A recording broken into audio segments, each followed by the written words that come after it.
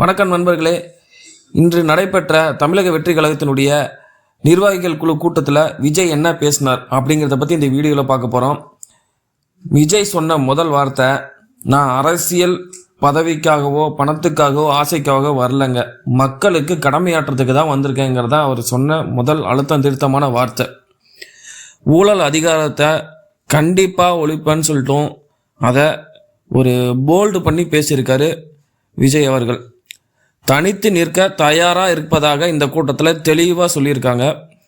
தனித்து நின்றாலும் கண்டிப்பாக வெல்ல போகிறது உறுதி அப்படிங்கிறத விஜய் ஒரு உறுதிப்பட பேசியிருக்காரு. யார் கூட்டணிக்கு வந்தாலும் சரி வராவிட்டாலும் சரி தனித்து நிற்க தயாராகவும் 234 தொகுதிக்கும் தயாராக இருப்பதாக விஜய் அவர்கள் தெளிவாக கூறியுள்ளார். விசில் சின்னம் கிடைச்சது தாவகைக்காக பொறுத்தவரும் ஒரு மகிழ்ச்சியான செய்தியாகவே இருந்திருக்கு அவங்களுக்கு. இது ஒரு வெற்றி சின்னம் என்பதை தெள்ள தெளிவாக குறிப்பிட்டுள்ளார். 234 தொகுதியிலும் நாங்கள் நிற்க வைக்கிற கேண்டிடேட்டுக்கு அனைவரும் ஆதரவு தரணும்னு சொல்லி செயல் வீரர்கள் கூட்டத்தில் விஜய் அவர்கள் கேட்டுக்கொண்டுள்ளார்.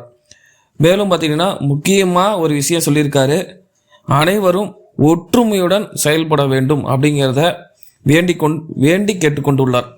இந்த கூட்டத்தில் விஜய் பல பிரச்சனைகள் வந்தாலும் சோர்வடையாமல் இருக்கிறாரு அப்படிங்கிற விஷயத்த அழகாக காமிக்குது. மேலும் அவரும் சோர்வடையாமலும் இருக்காரு. மேலும் நிர்வாகிகளை ஊக்கப்படுத்தி பேசியுள்ளார் பயங்கரமாக.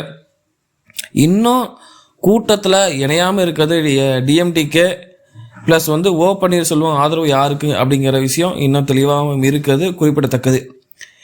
டிவிக்கே எதற்கும் துணிந்து நிற்குது, களத்தில் தனித்து நிற்கவும் தயாராக இருக்குது அப்படிங்கிறத தெளிவுபட கூறியுள்ளார். இந்த கூட்டத்தில் இன்னொரு முக்கியமான விஷயம் என்னன்னா, இதுவரையிலும் திமுகவை மட்டுமே சாடி வந்த விஜய் அவர்கள் தற்போது ஏடிஎம்கேவையும் குறிப்பிட்டு பேசியுள்ளார்.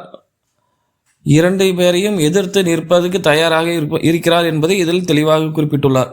மேலும் இந்த கூட்டத்தில் ஒரு விஷயம் என்னன்னா, தமிழ்நாட்டில் மொத்தம் ஒரு 2 கோடி குடும்பம் இருக்குங்க. கண்டிப்பாக ஒரு குடும்பத்தில் ஒரு ஓட்டாவது விஜய்க்கு உழுவுங்கிறது தான் இந்த சொல்லியிருக்காங்க.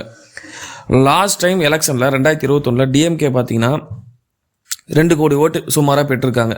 ஏடிஎம்கே பார்த்தா ஒரு 1.5 கோடிக்கு மேலே, அதாவது 1,80,00,000 ஓட்டுக்கு மேலே பெற்றிருக்காங்க.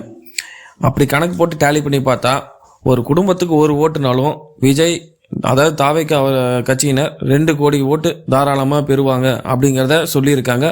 ஸோ கண்டிப்பாக ஈஸியாக வெற்றி அடைய முடியும் அப்படிங்கிற ஒரு தெளிவான விஷயத்த இந்த கூட்டத்தில் சொல்லியிருக்காங்க. டெய்லி ஃபோக்கஸ் அப்டேட் சேனலை சப்ஸ்கிரைப் பண்ணாதவங்க சப்ஸ்கிரைப் பண்ணிடுங்க. நன்றி.